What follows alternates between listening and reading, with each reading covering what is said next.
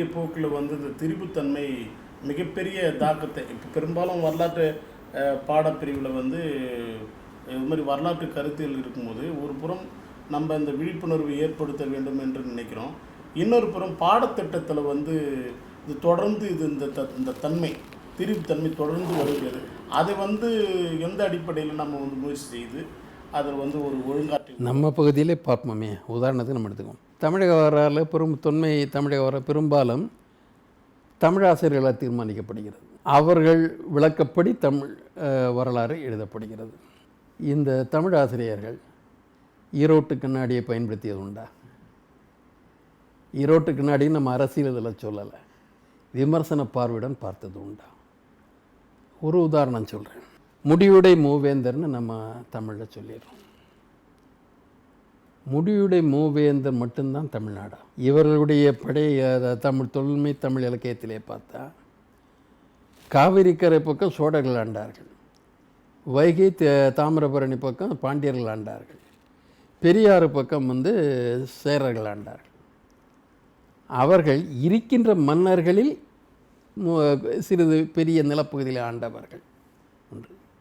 இவர்கள் நெல் விளைகின்ற பகுதிகளை ஆண்டவர்கள், மருத பகுதிகளை ஆண்டவர்கள். ஆனால் தமிழகத்தின் வரலாறு தொடங்கப்பட வேண்டியது வேந்தர்களுக்கு முன் இருந்த வேளிர். இந்த வேளிரை பார்த்தா கடையெழு வேளிர்னு சொல்கிறாங்க, கடையெழு வேளிர்னு அவங்களே சொல்கிறாங்க. முதலெழு வேளிர் பற்றி ஏதாவது ஆராய்ச்சி நடந்த உண்டா? கடையெழு வேளிர்களை எங்கே ஆட்சி செஞ்சாங்க? மலை சார்ந்த பகுதிகளை ஆட்சி செஞ்சாங்க. பரம்பு மலை பாரி, கொல்லிமலை ஓரி, குதிரைமலை அதியன், பொதிகை மலை ஆய் அப்படின்ட்டு மலை சார்ந்த பகுதியில் ஆட்சி செஞ்சாங்க. அப்போ இங்கே ஒரு தமிழர்களுக்குள் ஒரு மோதல் நடந்தது உண்டு. திணை சார்ந்த மக்களுக்கும் புதிதாக இந்த நெற்பயிரை வணிகப்பயிராக மாற்றிய பகுதி மக்களுக்கும் ஒரு மோதல் ஏற்பட்டிருக்கிறது. இந்த அரசுகள் மூவேந்தர்கள் பெரும்பாலும் இந்த நெற்பயிரை முதன்மைப்படுத்திய பகுதியை சார்ந்தவர்கள். இவர்கள் மற்றவங்க போடுறாங்க. ஆனால் இந்த வேளிர்களுக்கு பெரும்பாலும் அதற்கு முந்தைய நீங்கள் சொன்ன மானம் பார்த்த பயிர்பாங்களா, அதே மாதிரி தான் பார்த்துட்டு இருந்தாங்க. அது பாரியை இவர்கள் முற்றுகையிட்ட பொழுது அவளை அங்கே இருந்த மலை இந்த மூங்கிலரிசி போன்றவற்றை வைத்துக்கொண்டு வாழ்ந்ததாக சொல்லுகின்றார். அப்போ நமக்கு தமிழகத்திலேயே அந்த அரசியல் மாற்றங்களையும் பார்க்க வேண்டும். பண்பாட்டு வளர்ச்சி என்பதை நீங்கள் மூவேந்தர்களை மட்டுமே தேடிவிட முடியாது. அவர்கள் அல்லாத பகுதிகள் உண்டு, அந்த பகுதி மக்களது நடவடிக்கைகளும் உண்டு. தமிழ் இலக்கியத்தில் ஒன்றை பார்க்குறோம், திணை இருக்குது, ஆனால் திணை தடைகள் கிடையாது. ஒரு திணையிலேருந்து இன்னொரு திணைக்கு போகக்கூடாதுன்னு தடை கிடையாது. ஒரு திணையை சார்ந்தவன் வேறு திணையை சார்ந்தவன் உறவு கொள்ளக்கூடாதுன்னு கிடையாது. திணை தடைகள் கிடையாது. திணை மயக்கங்கிறத தமிழ் இலக்கியம் ஏற்றுக்குது. மயங்குதல்ங்கிறது இங்கே ஏற்க உண்டு. அப்போ இங்கே வந்து வர்ணத்தடை கிடையாது. குலம் வேற. ஆனால் குலத்துக்கு வெளியே மனம் செய்து கொள்வது எங்கே தப்பாக போகுது? பண்பாட்டு அணிவுரை. இதில் நம்ம பார்க்குறதில்ல, சிந்து வெளியில் பார்க்குற ஒன்று. பல நகரங்களை பார்த்துட்டேன், ஏறக்குறைய 1000 நகரங்கள் சிந்து வெளியில் கண்டெடுக்கப்படணும். ஒரு நகரம் கூட கோவில் நகரம் கிடையாது. சுமேரியில் கூட மார்டுக் அப்படின்னு ஒரு தெய்வத்தை ஒரு கோட்டை கடவுளாக வைப்பாங்க. ஆனால் கோயில் நகரம் கூட சொல்ல முடியாது. அவங்கள ஒரு காவல் தெய்வம் மாதிரி வச்சுட்டு போனாங்க. ஆனால் சிந்து வெளியில் ஒரு கோவிலை கூட பார்க்கல நம்ம. நீங்கள் சொல்கிற தெய்வ சிலைகள்னு சொல்லதெல்லாம் சிறிய அந்த முத்திரைகளில் தான் காணப்படுதே தவிர பெரிய சிலைகள் எங்கேயும் இல்லை. பெரிய அடுக்குமாடி சிலைகள் எங்கேயும் கிடையாது. கோவில் கலாச்சாரம் இல்லாத ஒன்று. அதை பார்க்கணும். நம்ம இது வரைக்கும் கீழடியில் பார்த்ததும் அப்படி தான் பார்க்குறோம். இனிமேல் எவனா ஒருத்தன் ஒரு சிலையை கொண்டு வச்சு இங்கே இருந்ததுன்னு சொன்னால் தான் உண்டு. ஆனால் நிறுவுவது கடினம். இந்த பொதுத்தன்மைகள்லாம் நம்ம பார்க்குறோம் இல்லையா? ஆனால் தமிழில் ஆசிரியர்கள் வந்து அந்த ஒரு சமூக பண்பாட்டை விளக்குவதை விட பக்தி இயக்க காலத்தை விளக்குறதில் அதிக கவனம் செலுத்துவாங்க. ஸோ அந்த பக்தி இயக்க காலத்தில் வர்ற இந்த இலக்கியங்கள், மன்னர்கள் உலாக்கள், கலிங்கத்து பரணி, கலம்பகம், இது மாதிரி இலக்கியத்தை பெருசுப்படுத்தி பேசுவோம். போர் வெற்றின்னு அதை வச்சுட்டு கடைசியில் தமிழாசிரியர்கள் முடிக்கிறது வழக்கம். போரும் காதலும் தமிழர் இரு கண்கள் பண்பு அப்படின்னு சொல்லுவாங்க. நம்ம அறிவுடைய மனிதர்கள் இல்லையா? நம்ம விலங்கு நிலையில் மாறிட்டோம் இல்லையா? காதல்ங்கிறது எல்லா விலங்குகளுக்கும் உண்டு, மனிதனுக்கு மட்டும் இல்லை, எல்லா விலங்குகளுக்கும் உண்டு. ஒரு கொடிய புலிகள் கூட பெண்ணுக்காக ஆண்கள் போரிட்டு கடைசியில் வந்து ஏதோ வெற்றி பெற்ற ஆண் பெண்ணை கொள்ளுவது உண்டு. அந்த நிலையை நம்ம நாகரிக நிலைன்னு சொல்கிறோமா? போரும் காதலும் அப்படின்னா இது அனிமல் இன்ஸ்டிங்க்ட் அப்படின்னு நம்ம சொல்லணும். ஆனால் தமிழன் வந்து இந்த இடத்துல நம்ம பார்க்குறோம், கோவிலை மையப்படுத்த வழிபாட்டு முறை இல்லை நம்ம சொல்லலை, ஆனால் அதை ஒரு பெரிய சமூக நிறுவனமாக வச்சுக்கல. நம்ம பார்க்கணும், தமிழ் இதில் வந்து கருத்துக்கள் வாதிடப்படுகின்றன, அதுக்கு எந்த தடையும் கிடையாது. விழாக்கள் கொண்டு வரப்படுகின்றன. நீங்கள் பார்க்குற ஒரு பௌர்ணமியிலேயோ மற்ற நாள்லேயோ விழா கொண்டாடுறாங்க, புனலாடுதல் உண்டு, அது ஒரு சமூக இணைப்புக்காக பயன்படுத்துகிறாங்க. ஆனால் அதை வந்து ஒரு சமயமாக மாற்றலை. நீங்கள் அதையெல்லாம் சமயமாக மாற்ற பின்னால் வர்றது. தமிழாசிரியர்கள் அதில் அக்கறை எடுத்துட்டாங்களா? எல்லாத்தையும் எதை செஞ்சாலும் சிறப்புன்னு சொல்கிறது இல்லை. விமர்சன பார்வை இல்லாத ஒன்று வரலாறு ஆகாது. சமூகம் எந்த அளவுக்கு பண்பட்டுருக்குன்னு சொல்லணும். அதான் அடிக்கடி போருங்காதல்னு சொல்லுறதில்ல. ஒரு சமூகம் எந்த அளவுக்கு மெட்டீரியல் ப்ராக்ரஸ் மட்டுமே கிடையாது, moral progress, ethical progress, social progress அதையும் சேர்த்து பார்க்கணும். முன்னேற்றம்ங்கிறது பலதுறை முன்னேற்றம். இங்கே போகிற சிறப்பிக்கிறாங்க, எப்படி சிறப்பிக்கிறாங்க? இங்கே நம்ம பார்க்குற சிறப்பிக்கிறது நம்ம சொல்கிறோம், போய் போர்க்களத்துக்கு குடும்பத்துக்கு ஒரு பிள்ளையாக அனுப்பணும், இந்த சின்ன பையனாக இருந்தால் கூட அவனை போருக்கு அனுப்பணும், அவன் செத்தாலும் பரவாயில்ல, ஆனால் முக்கியம் வந்து வேல் மாரலாக பாஞ்சதா முதுகலை பாஞ்சதா அப்படின்ட்டு. மாரலாக பாஞ்சா அம்மாவுக்கு சந்தோஷம், முதுகலை பாஞ்சா அம்மா வந்து தன்னையே குத்தி கொண்டுருவாளாமா. அதை வந்து பெருசாக பாடுறாங்க. தமிழ் அதை பாடுற இலக்கியங்களும் உண்டு. ஈன்று புறந்திருதல் எந்தலை கடனை, சான்று நாக்குதல் தந்தைக்கு கடனை, வேல் பிடித்து கொடுத்தல் எல்லாம் சொல்லிட்டு கடைசியில் பையனுக்கு என்ன கடமை சொல்லுவாங்கன்னா, களிரிருந்து பெய்தல் கடனை. எவனுக்கும் அடியாளாக போய் சண்டை போட்டு சாகிறத ஒரு பெரிய சமூக விடுமியமாக இங்கே கொண்டு வந்து சித்தரிக்கிற அந்த மொழியறிஞர்கள். நாம் இந்த இடத்துல யாதும் ஊரே யாவரும் கேளுன்னு சொன்னதும் உண்டு. எங்கேயோ வந்து அகத்து இறையிலே நமக்கு இருக்குது, பொருள் தேடி என்ற செலவினை பற்றி இருக்குது. பொருள் தேடி மொழியறியா தேசத்துக்கு சென்று பொருள் தேடிய நிலையும் உண்டு. நீங்கள் அந்த வாழ்க்கையை பொருள் தேடுகின்ற பொருளாதார பொருளியல் வாழ்க்கையை ஏன் இவர்கள் சிறப்பாக பார்க்குறதில்ல? ஏன் விவரிக்க முற்படுறதில்லை? பலதுறை நடவடிக்கைகள், ஒரு வெர்சட்டியல் ஆக்டிவிட்டி தான் ஒரு சமுதாயத்தில் முக்கியம். அந்த சமுதாயத்தை தேடுறதை விட்டுட்டு போரும் காதலும்னு நம்ம இன்னும் காட்டு மிராண்டி யுகத்திலேயே வைக்கிறது தான் அந்த இலக்கியம். வரலாறுங்கிறது இது ஒரு அளவுகோல். நாம் இந்த 1000 ஆண்டு காலத்தில் பொருள் வாழ்க்கையிலும் அக வாழ்க்கையிலும் அல்லது சமூக நெறியிலும் எந்த அளவிற்கு பண்பட்டிருக்கிறோம் என்பதை அளவிடுவதற்கு தான் வரலாறு. பழைய நிலைமையில் இருக்கிறத பெருமைப்படுறதுக்கு வரலாறு கிடையாது. ஆனால் நமது வரலாறு துரதிர்ஷ்டவசமாக வரலாற்று உணர்வு இல்லாதவர்களும் அவர்களால் படைக்கப்படுகிறது. வரலாற்று உணர்வுங்கிறது மானுட வளர்ச்சிக்கு உதவி செய்யும். நம்ம வரலாறுங்கிறது ஒரு இன்னும் சொல்லப்போனால் ஒரு நல்ல ஒரு மானுடத்தை உருவாக்குகின்ற எண்ணத்தை தோற்றுவிக்கின்ற வரலாறாக இருக்கணுமே தவிர வெறியூட்டு வரலாறாகவோ நம்மை விலங்காக்கும் வரலாறாக மாறிவிடக்கூடாது. ஒவ்வொரு மனிதனுக்கும் அவனது தனித்தன்மையை மதிக்கின்ற அளவிற்கு மனநிலையை மாற்றுவது வரலாறு. யாருக்கும் சேவகம் செய்வதற்காக மக்களை பெறுவது இல்லை, பெறக்கூடாது. நாம் மனிதர்களாக வாழணும் தான். அந்த நிறைய வரலாறு எந்த அளவுக்கு பதிச்சிருக்கு. ஐரோப்பாவில் வந்து ஒரு மாற்றம் வருது. நீங்கள் ஏஜ் ஆஃப் ஃபெய்த்து போய் ஏஜ் ஆஃப் ரீசன் வருது. அப்போ அங்கே வர்றதே முதல்ல வந்து ஒரு தனி மனிதன் அவனுடைய தன்மையை ஏற்றுக்கொள்ளணும், அவனுடைய சுதந்திரத்தை ஏற்றுக்கணும், அவனுடைய அறிவை ஏற்றுக்கணும், அவனுக்கு அனைத்திலையும் உரிமை வேணும், சமத்துவம் வேணும் கேட்குற அந்த பண்பாடு வருது இல்லையா? அம்பேத்கர் சொன்ன அந்த லிபர்ட்டி, ஃப்ரெட்டர்னிட்டி, ஈக்குவாலிட்டின்னு வருது இல்லையா? அந்த தன்மையை நம்ம வரலாறு கொடுக்கணுமா வேண்டாமா? நம்ம வரலாறுங்கிறது பக்தர்களை உருவாக்கக்கூடாது, ரசிகர்களை உருவாக்கக்கூடாது. நல்ல சுய சிந்தனை உள்ள, சுயமரியாதை உள்ள சுயசார்பு உள்ள மனிதர்களை உருவாக்கணும்.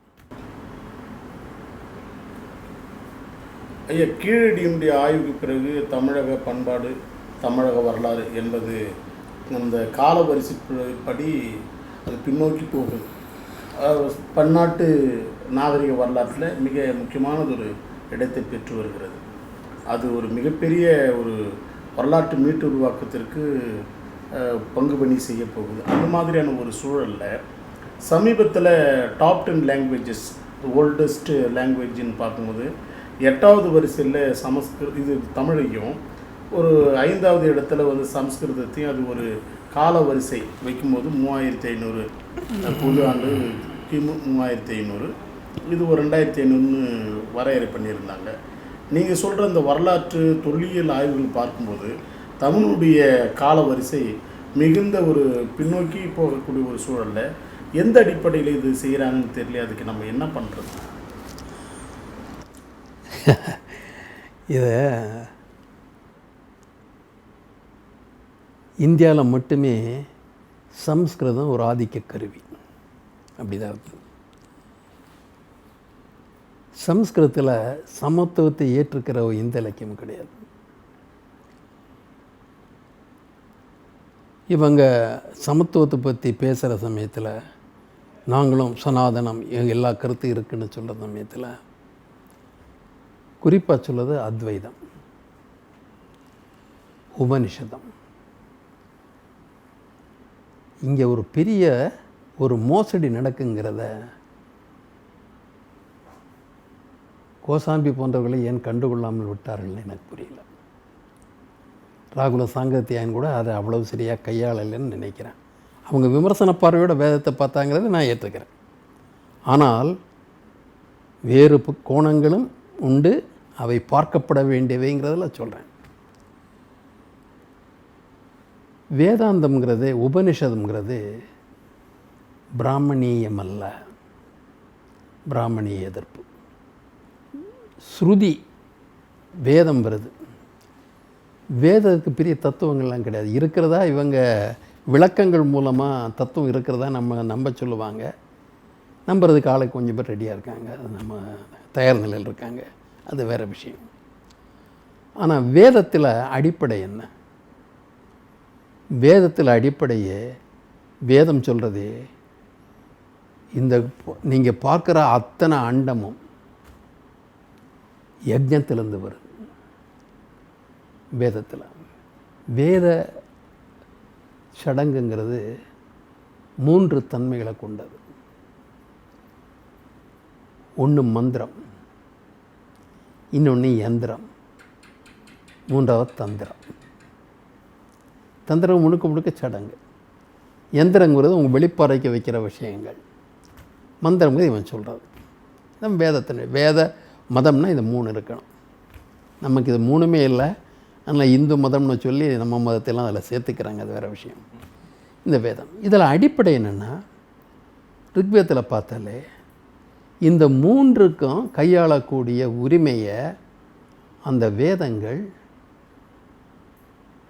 பூசுரர்களுக்கு தான் கொடுக்குது. பூசுரர்னா பிராமணர், வர்ணத்தால் பிராமணன்.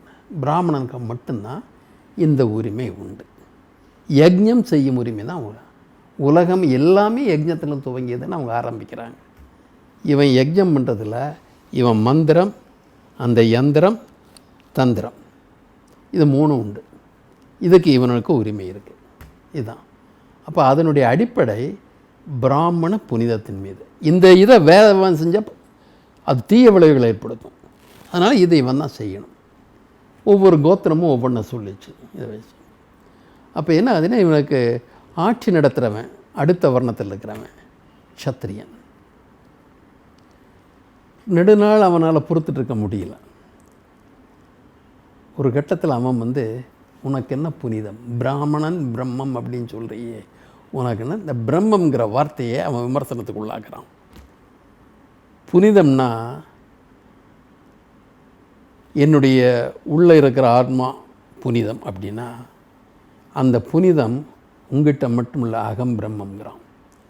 எனக்கும் பிரம்மம் உண்டு. அந்த பிரம்மம் ஒவ்வொருத்தன்லேயும் இருக்குது, ஒவ்வொன்றிலையும் இருக்குது. உனக்கு மட்டும் என்ன இருக்குன்னு எப்படி சொல்ல முடியும்? மொனாப்பொலின்னு ஒரு ஏகபோக உரிமை அவன் கேட்டான் இல்லையா, அந்த ஏகபோக மறுப்பு தான் உபனிஷதம். உபனிஷத்தை எழுதின அத்தனை பேருமே சத்திரியர்கள், ஜனகன் முதல் கொண்டு அத்தனை பேருமே அரசர்கள். துரதிருஷ்டவசமாக உபனிஷத்தை விளக்கம் கொடுத்தோம் அத்தனை பேருமே பிராமணர்கள். இப்போ உபனிஷ கருத்து வந்து சர்வம் பிரம்மம், அகம் பிரம்மம் அப்படின்னு இருக்கு. பிராமணன் மட்டுமே பிரம்மம் அல்ல, அதுக்குன்னு அவனுக்கும் ஃப்ரான்ச்சைஸ் கொடுக்கலான்னு அவன் சொல்கிறாங்க. எனக்கும் பிரம்மம் இருக்குது அப்படின்னு இவன் சமநிலையை கோர்றான். பெரிய புரட்சி நம்ம சொல்ல. ஆனால் இவன் வந்து என்ன யார், இவன் என்னை விட சுப்பீரியர்னு கேட்குறான். அந்த இயல்பான ஒரு தன்மையை அவன் காமிக்கிறான். அவன் ஆட்சியில் இருந்தாலும் அவனால் கேட்க முடிஞ்சது. ஆட்சி இல்லைன்னா அவன் அன்றைக்கே இல்லாமல் பண்ணியிருப்பான், கேட்குறது முன்னாலே இல்லாமல் பண்ணிடுவான். ஆட்சி இருந்தாலும் கேட்க முடிஞ்சது, அவன் எதிர்க்க முடியல. அதனால் அதற்கு ஏதோ தத்துவம் பேசுகிறபடி இணங்க அவங்களுடைய எல்லாம் விளக்கமெல்லாம் கேட்டுட்டு அவன் காலடியில் உட்காந்து விளக்கம் கேட்கட்டு கேட்பான். விளக்கத்தை எடுத்து வராமல் அவர் விளக்கத்தில் விபரீதமான விளக்கங்களை கொடுத்து, அது வேறு தத்துவ மார்க்கம், இது வந்து கர்ம மார்க்கம். யஜ்ஞம் செய்கிறது கர்ம மார்க்கம், வினை செய்கிறது. தத்துவ மார்க்கம் அது விளக்கம், அது வேறு. அந்த நிலையில் எல்லாம் சமத்துவம் அப்படின்னு சொல்ல ஆரம்பித்தாங்க. அப்போ இந்த இதை வந்து பிராமணி எதிர்ப்பு தானே அது. ஆனால் விளக்கங்களில் அந்த பிராமணியை எழுப்ப மடுங்க செய்கிறாங்க. செஞ்சுட்டு தத்துவ நிலையில் ரொம்ப எலைட்டிஸ்ட் லெவலில் இவங்களுக்குள்ள விவாதம் மாதிரி மாற்றிடுறாங்க. 10 உபனிஷத்து தான் முக்கியமான உபனிஷம் இவங்க சொல்லுவாங்க.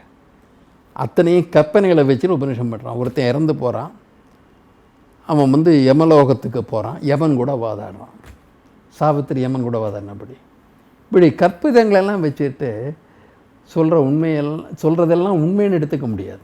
ஒரு படிப்பினை கொடுக்கறதுக்கு சொல்கிறோம், 2-4 மாடு சண்டை போட்டது அப்படின்லாம் சொல்லலாம்.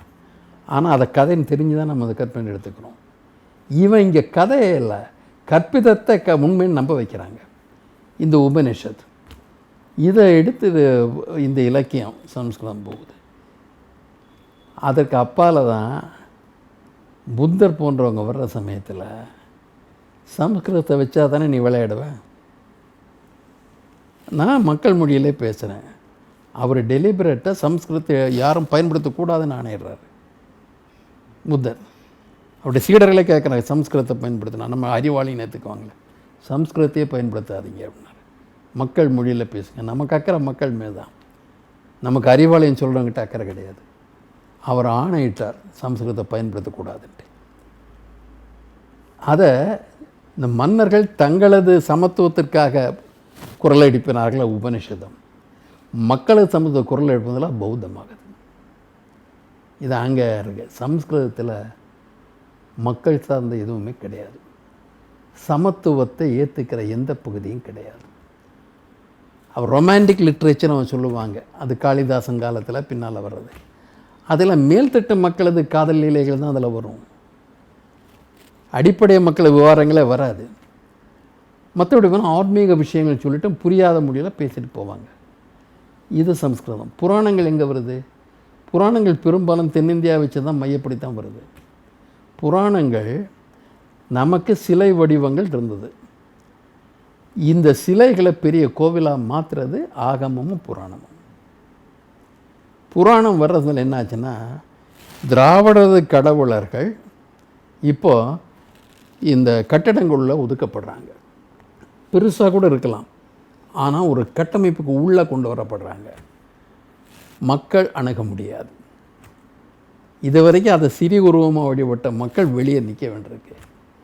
அங்கே வந்து பிராமணிய அந்த இடத்துல ஆகமங்கள் பயன்படுது. சம்ஸ்கிருதம் அப்படி தான் வந்தது. சம்ஸ்கிருதம் இருக்கிற இடத்துல நீங்கள் சூத்திரனும் பஞ்சமனும் இருக்க முடியாது. அதை மாற்றுறாங்க. ஒரு தமிழ் மன்னர்கள் செஞ்ச பெரிய துரோகம் இந்த கோவில் கட்டமைப்பு. பெருசாக இருந்தால் கூட நம்ம அதிகமாக கவலைப்பட்டிருக்க மாட்டோம். அந்த பிராமண ஆதிக்கத்துக்கு ஆகமத்துக்கும் புராணத்துக்கும் விட்டான் பாருங்க. அதனால் என்னாச்சுன்னா வெகு மக்கள் பெரும்பாலும் தீண்டத்தவர்களாக மாற்றப்படுறாங்க. அந்த ஒரு சூழலில் சம்ஸ்கிருதத்தை எப்படி பார்ப்போம்? சரி, சம்ஸ்கிருதத்துக்கு நம்ம சொன்னோம் பழமை, அது ஒரு சிறிய ஒரு பிரிவினர் நன்மைக்காக வர்றாங்க. என்றைக்கு வந்ததுன்னா தெரியாது, ஆனால் நிச்சயமாக முன்னே வரலன்னு தெரியும். சம்ஸ்கிருதத்துக்கு முதல் கல்வெட்டுங்கிறது நம்ம 1ஆம் நூற்றாண்டு 2ஆம் நூற்றாண்டு கிபியில் தான் வருது. அதுக்கு முன்னால் கல்வெட்டே கிடையாது. இப்போ நம்ம மதுரையை சுற்றி இருக்கிற இடத்துல பிராமி தமிழ் கல்வெட்டு இருக்குது. தமிழ் பிராமி கல்வெட்டு, தமிழ் கல்வெட்டு. அது கிமு 4ஆம் நூற்றாண்டு 3ஆம் நூற்றாண்டு இருக்குது. அப்போ அது வர்றதுக்கு ஒரு 600 ஆண்டுக்கு முன்னாலேயே தமிழுக்கு எடுத்துருக்கு. கீழடியில் நம்ம பார்க்குறது 6ஆம் நூற்றாண்டு 7ஆம் நூற்றாண்டு. எழுத்துரு தான் பார்த்துருக்கேன். இது வரைக்கும் முழுமையான எடுத்து இனிமேல் கிடைக்கலாம். ஆனால் எடுத்துரு இருக்கிறதே ஒரு பெரிய டெவலப்மெண்ட் ஆச்சு. இந்த எடுத்துரு சிந்து வெடி எடுத்துருவுகளுக்கு சமமாக இருக்குது. அப்போ இந்த எடுத்து இருக்கிற மொழி முந்தைய மொழியா, அதுக்கு 1000 ஆண்டு பின்னால் வர்ற மொழி முதல் மொழியா? இதை யார் எழுதினான்னா, இங்கே வந்த சமஸ்கிருத ஆர்வலர்கள் இருக்காங்க பாருங்கள், ஜோன்ஸ் போன்றவர்கள்லாம். ஏன்னா சமஸ்கிருதத்துக்கும் ஐரோப்பிய மொழிக்கும் தொடர்பை முதல்ல சொன்னது 1685 சாஞ்சட்டிங்கிற ஒரு இத்தாலிய வணிகர். அவர் தான் முதல்ல இது சொன்னவர். அவர் கோவாவுக்கு வர்றாரு. சமஸ்கிருத பண்டிதர்கள் புரோகிதர்கள் இப்போ வெள்ளையாரத்தனை பார்த்தா முதல்ல அவங்க சொல்லிருப்பாங்க. பார்த்து பேசணுன்னா அவர் சமஸ்கிருதம் ஐரோப்பிய மொழியை தொடர்புடையதான் முதல் அறிக்கை. ஜோன்ஸ் எல்லாம் வந்தப்புறம் அதை மறுபடியும் வராங்க. பாதிரியார்கள்லாம் அதை பண்ணுறாங்க சமஸ்கிருதத்தை. ஏன்னா அதுக்குள்ளே பக்தி காலம் வந்துடுச்சு. நம்ம மன்னர்கள் கோவிலில் சமஸ்கிருதத்தை சேர்த்துட்டாங்க. அதை புனித மொழியாக பண்ணிட்டாங்க. வர்றவன் அந்த மொழியில் தான் ஆர்வம் காட்டுறான். இவன் சொல்கிறதெல்லாம் எடுத்தான். அவனுக்கு என்ன பிரச்சனைன்னா, மேலைய ஆரியனுக்கு பாரசீக ஆரியனுக்காவது ஜொராஸ்ட்ர காலத்திலேருந்து ஒரு மொழி இருக்குது, எடுத்துருக்கு. கிமு 6ஆம் நூற்றாண்டு இருக்குது பாரசீக ஆரியன். ஆனால் மேலை நாட்டு ஆரியனுக்கு கிரேக்கர் காலம் வரைக்கும் அவனுக்கு எடுத்தும் கிடையாது, மொழியும் கிடையாது. அது ஏறக்குறைய கிமு 4ஆம் நூற்றாண்டுக்கு மேலே வர்ற விஷயம். அப்போ அவன் பார்க்குறதுல எங்களோட தொடர்புடைய மொழிங்கிறான். இவன் கிளைம் பண்ணுறான், எங்களுக்கு 2000 ஆண்டுக்கு முன்னாலேயே நாங்கள் இருந்தோம்னு சொல்லுவோம். அப்படி ஏற்றுக்கிறேன். அவனுக்கு வசதியாக இருக்குது. மேக்ஸ்முல்லர் அதை வச்சு தான் அவர் பேசுகிறாரு. ஆனால் அவரே கூட பின்னால் பார்க்குறாரு. மேக்ஸ்முல்லர் தான் முதல்ல சொன்னார், ரிக்வேதத்தில் இருக்கிற பல சொற்கள் ஆரிய சொற்கள் அல்ல, பெரும்பாலும் அவை தென்னிந்திய மொழிகளும் வந்ததாக இருக்கணும்னு சொன்னவர் மேக்ஸ்முல்லர். அப்போ இந்த மொழியை கொண்டு வந்ததுக்கான ஆங்கிலேய நாட்டை ஆண்டான், அவன் உலகத்தையே ஆண்டான். இங்கே பெற்ற கருத்தை அவன் வெளியே பரப்புகிறான். அதுதான் ஆரிய பெருமிதம் நீட்சே மூலமாக நாசிகளுக்கு போகுது. இன்றைக்கும் ஐரோப்பாவில் ஆரிய பெருமித குழுக்கள் இருக்குது, இனவெறி கும்பல்கள் இருக்குது. அதனுடைய மூலத்தை பார்த்திங்கன்னா இங்கே இருக்கிற ஜோன்ஸ் குரூப்பிலேருந்தும் அங்கேருந்து தான் வரும் அந்த பெருமிதம். ஏன்னா அவங்கெல்லாம் ஆளும் வர்க்கம், ஆதிக்க வர்க்கம். திலகர் அதனால தானே ஆர்டிகோம் ஆஃப் வேதாஸ்ன்னு எழுதினார். அவர் திலகர் எழுதினார் இல்லையா? அப்போ அந்த ஆதிக்க பெருமிதம் இருக்குது பாருங்கள், அது ஒரு வெறி இருக்குது. ஆதிக்க உணர்வு இருந்தாலே வெறித்தனம் வந்துடும். இருப்பதை இழக்க விரும்ப மாட்டார்கள். அதில் எதிர்க்க வர்றதுலையே ஆரம்பத்தில் அவனுடைய அந்த வன்முறை ஆரம்பிச்சிடும். ஆனால் அந்த ஆதிக்க உணர்வை, வெள்ளை ஆதிக்க உணர்வோடு அதை சேர்த்து விட்டாங்க. ஐரோப்பாவில் கூட 2 பகுதி மக்கள் தான் அந்த வெறித்தனம். முதல்ல ஆங்கிலேயர் வந்தாங்க, ஆனால் ஆங்கிலேயம் பின்னால் விட்டுட்டாங்க. ஜெர்மானியர்கள் பற்றி கொண்டார்கள். ஏன்னா லேட் கமர்ஸ் யூரோப்பியன் சிவிலைசேஷனில் அவன் இதை வசமாக பிடிச்சிக்கிட்டான். இல்லை இது இதை நம்ம எதிர்க்க ஒரு ஆர்கனைஸ்ட் அட்டம்ப்ட் ஒன்று இருக்குது. ஆதிக்க சக்திகள், உலகங்களும் ஆதிக்க சக்திகள் இந்த பிடியில் இருக்காங்க. டேவிட் ஃப்ராலி அமெரிக்காவில் இருக்கான். அவன் குடிமை வளர்த்துருக்கான். மழுங்க எடுத்துட்டான். இவர் பூணூல் போட்டிருக்கான், பஞ்சகச்சம் கட்டிக்கிறான், காயத்ரி மந்திரம் ஜெபிக்கிறான். அமெரிக்காவில் இருக்கான். வேதிக் அசோசியேஷன் ஒன்று ஃபார்ம் பண்ணியிருக்கான். ஃபோர்டு ஃபவுண்டேஷன்லாம் பணத்தை வாங்கிக்கிறான் டேவிட் ஃப்ராலி. அவன் அங்கேருந்து புத்தகம் எழுதுகிறான். The myth of Aryan invasion எழுதுகிறான். இன்வேஷன் இங்கேயே இங்கே இருந்திருக்காங்க, இங்கேருந்து மத்திரத்துக்கு போனான்னு எழுதுகிறான். சிந்து வெளி ஆரியன் சரஸ்வதின்னு எழுதுகிறான். டேவிட் ஃப்ராலி அமெரிக்காவிலேருந்து எழுதுகிறான். மிஷேல் டானினோ ஃப்ரான்ஸில், அவனும் தன்னை ஆரியன்னு சொல்லதில் பெருமிதப்படுறவன். அவன் வேத பெருமையை பேசுகிறான். அவன் இந்த கூடத்துக்கு சப்போர்ட் பண்ணான். உலகங்களில் ஒரு நெட்வொர்க் இருக்குது. அது அவங்களுக்கு ஆதிக்க சக்திகளுக்கு வசதியாக இருக்குது. ஒடுக்கப்பட்டவர்களுக்கு அது பின்னால் தான் வருது. அவன் ஒன்றிணையணும், அவன் வந்து ஒரு சம அளவிற்கு தனது செயல்பாடுகளை இணைக்கணும், அந்த முயற்சி நடக்கணும். உலகத்தில் பல இடங்களையும் தமிழர்கள் இருக்காங்க. தமிழர்கள் அங்கே போய் கோவில் வைக்கிறானே தவிர ஏன் வந்து ஒரு ஆய்வு இதுக்கு மற்றதுக்கும் இந்த மொழி இன ஆய்வுகளுக்கு பயன்படுத்தக்கூடாது? நம்ம வந்து ஒரு இனவெறிக்காகவோ மற்றதுக்காகவோ சொல்ல, பெருமிதம் எங்கே யார்கிட்ட வந்தாலும் அது தவறுன்னு சொல்கிறோம். அது நம்மகிட்ட வந்தாலும் தவறு தான். எல்லா மனிதர்களுக்கும் திறமை இருக்குது.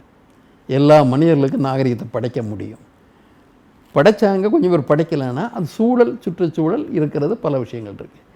எந்த இனமும் இடிவான இனம்னு நம்ம சொல்ல மாட்டோம். தமிழில் யாரையும் நம்ம வந்து அசுரன்னு சொல்கிறது இல்லைல்ல. நம்ம தமிழ் இலக்கியத்தில் பார்த்தா முதல் இலக்கியம் தமிழ் இலக்கியத்தில் நம்ம யவனர்களை பார்க்குறோம், யவனர்களோட சண்டை போட்டிருக்கோம், கேவலப்படுத்தியிருக்கோம், உண்மைதான். சீனர்களை பார்த்துருக்கோம், அந்நியர்களை பார்த்தோம். அமானுஷ்யான்னு சொன்னது உண்டா? மனிதர்கள் அல்லாதவர்கள் சொன்னது உண்டா? வேத இலக்கியத்தில் மட்டும்தான் நீங்கள் பார்க்குறீங்க. அதை அவன் இல்லைன்னா அவன் மனிதனே அல்ல, வேறு பேரை கொடுத்துட்றான், அசுரன், அமானுஷ்யாங்கிறான், கொடுக்குறான். அந்த ஆட்டிடியூட் இருக்கு இல்லையா, அந்த ஒரு போக்கு, மனப்போக்கு, அந்த போக்கு முக்கியம். நம்ம அதற்கு பலியானது காரணம். இனியும் நம்ம ஆன்மீகங்கிற பெயரில், சடங்குகள் பெயரில் அந்த அவனுடைய இன்னும் சொன்னால் பிடியை நாம் இனி ஏற்றுக்கிறோம். அந்த உளவியலில் நம்ம வந்து இணங்கி போயிடுறோம். உழைப்பாங்க, இணக்கமான உழைப்பாங்க. அதற்கு ஒரு அம்சம் நான் பார்க்குறது, பரிமாணம் பார்க்குறது பக்தி. கடவுள் பக்தியை சம்ஸ்கிருதத்தோடு இணைச்சிட்டாங்க, கடவுள் பக்தியை சடங்கோடு இணைச்சிட்டாங்க. ரிலிஜனுங்கிறது faith and ritual. Spiritualism is not synonymous with ritualism. Spiritualism வேறு, ரிச்சுவலிசம் வேறு. இன்றைக்கி ரிச்சுவலிசத்தை இந்த ப்ரீஸ்ட்லி கிளாஸ் கூட வச்சுக்கிட்டு அவன் மூலமாக வந்து நம்ம மனதை நம்ம இணங்கி போயிடுறோமே. வீட்டில் சின்ன நடக்கிறது அவனை கூப்பிடணும், எதா பண்ணணும். அப்போது மனத்தளவில் அவன் சுப்பீரியர், அவன் விஷயம் தெரிஞ்சவன், நம்ம தெரியாதவன். இந்த ஒரு இணக்க நிலையில் நம்மளை மனத்தை மீட்டால் தான் நமக்கு விடுதலை வரும். அப்போ தான் இது போன்ற இந்த சதிகளை வந்து எதிர்த்து போராட முடியும். முதல்ல மக்கள் மனதை மீட்போம், உழைப்பாங்கை மீட்போம், அதுதான் முக்கியம். இந்த பிரச்சனைகளை நம்ம பார்க்கும்போது வரலாற்றினுடைய தன்மை, வரலாற்றியல் இப்படி இருக்கணும் அப்படின்ற ஒரு எண்ணத்தில் வச்சு பார்க்கும்போது இரண்டு வேறு சிக்கல்களுக்கு மத்தியில் நம்ம பயணிக்க வேண்டியிருக்கு. ஒன்று அதிகாரம், இந்த அதிகாரம் படைத்தவர்களுடைய திணித்தல். இன்னொன்று அறியாமை, அறியாமை இருக்கிறவங்களுடைய நிலைமை. இந்த இருவேறு இந்த சூழலில் வரலாற்றினுடைய உண்மைத்தன்மை, உண்மையான ஒரு வரலாறு படைக்கணும், நீங்கள் சொல்வது போன்று ஒரு சுதந்திரத்தன்மையோடு இயங்கணும் போது என்ன வகையான பணிகளை நம்ம பண்ணால் இது வந்து சாத்தியமான ஒரு சூழல்? அது உண்மை. இதில் மூணாவது ஒன்று இருக்குது. எப்போவுமே விபீஷணர்களால் தான் ராமன் ஜெயிக்க முடிஞ்சது, சுக்ரீவனால் தான் வாலி கொல்லப்பட முடிஞ்சது. நமக்கு கண்காணிகளை வச்சு தானே நம்ம ஆளுகளை அனுப்பிச்சாங்க, வெளிநாடுகளுக்கு அனுப்பிச்சாங்க. இப்போ நமக்கு ஒரு துரோக கும்பல் ஒன்று இருக்குது. இந்த துரோக கும்பல்ங்கிறது மனிதத்தை பற்றியே கவலைப்படாமல் ஆதாயம் தேடுற மனநிலையில் இருக்கிறவன். எத்தை தின்னா பித்தந்தீங்க, எத்தை தின்னா இவனுடைய பேராசை தீரும், அப்படி இருக்கிற ஒரு கும்பல் இருக்குது. அந்த கும்பலை பற்றி கொஞ்சம் கவனமாக இருக்கணும். அதை சில இடங்களில் தனிமைப்படுத்த வேண்டிய அவசியம் வரலாம். இப்போ இது வரைக்கும் அந்த முயற்சி வந்து இல்லாமல் இருந்துன்னு சொல்ல மாட்டேன். இதுக்கு எதிராக பல முயற்சிகள் இதுக்கு முன்னாலே நடந்திருக்கு. நமக்கு தெரிஞ்ச அளவில் முதல் எதிர்ப்புங்கிறது சமூக மாற்றம் தானே வரலாற்றை சுட்டி காட்டணும். முதல் எதிர்ப்பு புத்தர் ஆரம்பிச்சிட்டார். அவர் ஆரியர் தான். ஆரியத்துக்குள்ளேயே பிராமணிய எதிர்ப்பை துவங்கினவர் புத்தர். நம்ம ஆரியம் பகை கிடையாது, அந்த பிராமணிய சிந்தனை தான் நமக்கு பகை. அது வெறி, புனிதம் அப்படிங்கிறது தான் பகை. அப்போ அதை முதல்ல எதிர்த்தது ஆரியத்துக்குள்ளேயே புத்தர், மகாவீரர். 24 தீர்த்தங்கிற மகாவீரர் அந்த ஜெயினம் சொல்லுது. ஒரு தீர்த்தங்கிறது பிராமணன் உண்டா? ஒருத்தனும் கிடையாது. பெரும்பாலும் சத்திரியன். அப்படி தான் அவங்க வர்றது மன்னர், அந்த மகாவீர இதில் வர்றதில்ல. அவன் சொல்கிற தானத்தில் ஒன்றாவது பிராமணனுக்கு தானம் கொடுக்குது. பிராமண தானம் வைதிக தானம் அல்லது இந்த ஸ்மிருதிகள் சொல்கிற தானத்தில் எல்லாம் பிராமணனுக்கு கொடுக்குறது தானம். பிராமணனுக்கு என்னென்ன தானம் கொடுக்குற? கோதானம், கஜதானம், அஸ்வதானம், கனகதானம், வஸ்திரதானம், போஜன தானம் எல்லாத்தையும் கொடுக்கும். கடைசியில் பூதானமும் கொடுக்கணும். அவனுக்கு பிரம்மதேயத்தை முதல் கொண்டு கொடுக்கணும். ஆனால் அதுக்கு மாற்றாக வந்து கொடுத்த ஜெயினத்திலையும் புத்தத்திலையும் தானத்தை இவனும் சொல்கிறான். ஆனால் இவன் அடுத்தவனுக்கு கொடுக்குற தானம் 5 தானத்தை வந்து ஜெயினம் சொல்லுது. அன்னதானம், வஸ்திரதானம், வித்யாதானம், அப்புறம் ஔஷத தானம், ஒரு மெடிக்கல் ஹெல்ப், ஔஷத தானம். 4வது அபயதானம், அனாதரவாக இருக்கிறாங்க அபயம் கொடுக்கணுங்கிறது அடுத்தவனை செய்ய வேண்டிய பணி. ஆனால் இங்கே இருக்கிற நம்ம வைதீகங்கிறது இந்த புரோகிதனுக்கு அடுத்தவன் செய்ய வேண்டியதெல்லாம் தர்மம் நமக்கு யோசனை பண்ணது. ஆனால் மனிதருக்கு செய்ய வேண்டிய தொண்டை பற்றி மற்றவை சொல்லுது. இந்த இயக்கம் எத்தனை வருஷம் 2600 800 வருஷத்துக்கு முன்னாடி துவங்கிருச்சு. எதிர்ப்பு துவங்குது, மடுங்கடிக்கப்பட்டிருக்கு. ஆனால் மீண்டும் வருது. ஒவ்வொரு காலத்தையும் எதிர்ப்பு இருந்துட்டு தான் இருக்குது. ஆனால் எதிர்ப்பை ஆவணப்படுத்தலை, ஆவணங்களை அழிக்கப்பட்டன. இது வருது. சித்தர் இலக்கியத்தை பார்த்தீங்கன்னா இன்றைக்கி எதையெல்லாமல் பூத்திடுறாங்க சார். சித்தர் இலக்கியத்தில் இது சடங்கைத்தானே எதிர்க்கிறான், இந்த மூட நம்பிக்கை தானே எதிர்க்கிறான். பெரியாரை பற்றி ஏன் நமக்கு ஒரு பெருமை வருதுன்னா, அவரை வந்து பிடிக்காதவன் செய்கிறதெல்லாம் தப்புன்னு சொல்லலை. இது அடிப்படை அறிவு பொருந்தாது, எவன் பண்ணாலும் தப்புங்கிறார். அதில் இதெல்லாம் அடிபட்டு போகுது, ஸ்வீப் ஆகுது. இவர் கன்செஷன் கொடுக்குறதில்ல எதுக்கும். அந்த சமரசம் இல்லாத எதிர்ப்பு, சமத்துவத்துக்கான எதிர்ப்பு, அதை பார்க்கணும் இல்லையா? இப்போ அந்த போராட்டங்கள் காலங்காலமாக இருந்திருக்கு. எப்போவுமே அந்த பிரின்ஸ் ப்ரீஸ்ட் ஆக்சிஸ் தான் இவங்களுக்கு வலிமை. ஆட்சியில் இருக்கிறவனும் இந்த ப்ரீஸ்ட்லி கிளாஸும் அவனுடைய கூட்டணி இருக்குது பாருங்கள். அதனால தான் நம்ம தோற்றுட்ருக்கோம். இன்றைக்கி அதுதான் நடக்குது. அப்போ இதிலேருந்து மீட்கிறதுக்கு அரசர் காலத்தில் நமக்கு வாய்ப்பெல்லாம் போகலாம். ஆனால் மக்களாட்சி காலத்தில் வாய்ப்பு இருக்குது. மக்களாட்சி காலத்தில் மக்கள் தான் ஒரு அதிகாரமயமாக மாற்றப்படணும். அதிகாரமயமாக மாற்றப்படணும். முதல்ல அறிவுடையவனாக மாற்றணும். அறிவு இல்லாதவங்கிட்ட ஆயுதம் போச்சுன்னா அவன் தற்கொலை பண்ணிக்குவான். அதனால் அந்த அறிவை ஊட்ட வேண்டிய பொறுப்பை வரலாறு ஏற்றுக்கணும். ஐயா, இறுதியாக ஒரு கேள்வி. இப்போது சர் ஜான் மார்ஷல் சிந்து சமவெளி நாகரிகம் குறித்த ஒரு அறிக்கை சமர்ப்பித்த 100ஆண்டு விழா தமிழ்நாடு அரசு கொண்டாட இருக்கிறது. இந்த சூழலில் நம்ம வரலாற்றினுடைய திரிபுத்தன்மையை மாற்றுவதற்கு வரலாற்று பாதுகாப்பு இயக்கத்தின் மூலமாக என்ன விதமான நம்ம நடவடிக்கை மேற்கொள்ள திட்டம் எதிர்காலம்? நமக்கு வந்து கருத்து தான் ஆயுதம். நமக்கு வேறு ஆயுதம் கிடையாது. நமக்கு பெரிய அதிகார பலம் கிடையாது, பணபலம் கிடையாது. அப்படியெல்லாம் நம்ம எதில் எப்போவுமே நம்ம எண்ணிக்கையில் அதிகமாக இருக்க மாட்டோம் தெரியும். ஆனால் ஆகாயத்தில் 1000 இருந்தாலும் ஒரு சூரியன் இருந்தால் போதும். நமக்கு இருக்கிறதுல ஒரு தெளிவு, அந்த தெளிவின் மூலமாக பிறருக்கு ஒளி கிடைக்கக்கூடிய வாய்ப்பு இருக்குது. நம்ம பலன் நம்ம காலத்திலே கிடைக்கும் கூட எதிர்பார்க்கலை. ஆனால் நாம் வந்து நம்ம காலத்தில் கிடைக்க போதான்னு தயங்கிட்டு இருந்தோன்னா எந்த காலத்துலேயும் கிடைக்காது. நம்ம இதில் செய்ய வேண்டிய பங்கு எந்த அளவுக்கு அதிகமாக நம்மால் நம்ம முறையில் எந்த அளவுக்கு செய்ய முடியுமோ அதை செய்கிறதுக்கு முனைப்பு எடுக்கிறது தான். அதை செய்கிறோம். செய்கிறதுல இருந்து நம்பிக்கை இழந்து போகல. ஏன்னா நான் பல இடங்கள்லையும் போகிறேன், பேசுகிறேன், எல்லாம் பார்க்குறேன். அப்படி இளைஞர்கள்ட்ட நம்பிக்கையற்று போகல. அவங்களுடைய கேள்விகள், பதில்கள், அவங்க நம்ம கேட்குற முறைகள்லாம் ஒரு நம்பிக்கை விட்டுறதாக தான் இருக்குது. இது வரைக்கும் அந்த கருத்து பரிமாற்றங்கிறது உரிய முறையில் நடக்கலை. அது முறை சார்ந்த, முறை சாராத 2 முறையிலையும் இருக்குது. அறிவும் கல்வியும் 2 முறையிலையும் வரணும். முறை சார்ந்தும் வரணும், முறை சாராத முறைகளும் வரணும். இனியும் சொல்லப்போனால் பல இடங்களில் முறை சாராத கல்வி தான் உண்மையான அறிவு கொண்டு போகுது. இப்போ நாம் வந்து இதை கருத்தில் வச்சுக்கிட்டு ஒரு முறை சார்ந்த முறையில் நம்ம பண்ணுறோம். கல்வி கூடங்களை அணுகிறோம், மாணவர்கள் ஆசிரியர்கள் அணுகிறோம். மக்கள்கிட்டையும் பேசணும், முறை சாராத முறைகளையும் பயன்படுத்தணும். முடியாத ஒன்றும் இல்லை. நம்ம அது முயற்சியை தொடருவோம். சிறுதுள்ளி பெருவெள்ளம். நிச்சயமாக இதற்கு பலன் கிடைக்குங்கிற நம்பிக்கையோடு நமக்கு இருக்குது. இதுவரை எங்களுடைய ஐயங்களுக்கும் வினாக்களுக்கும் பொறுமையான பதில்களை தந்தவங்களுக்கு என்னுடைய நன்றியை தெரிவித்துக் கொள்கிறோம் ஐயா. வரலாற்று பாதுகாப்பு இயக்கம் நிச்சயமாக அதனுடைய முயற்சியில் வெற்றி பெறும் என்று நம்புவோம். நன்றி. வாய்ப்பளித்தமைக்கு நன்றி.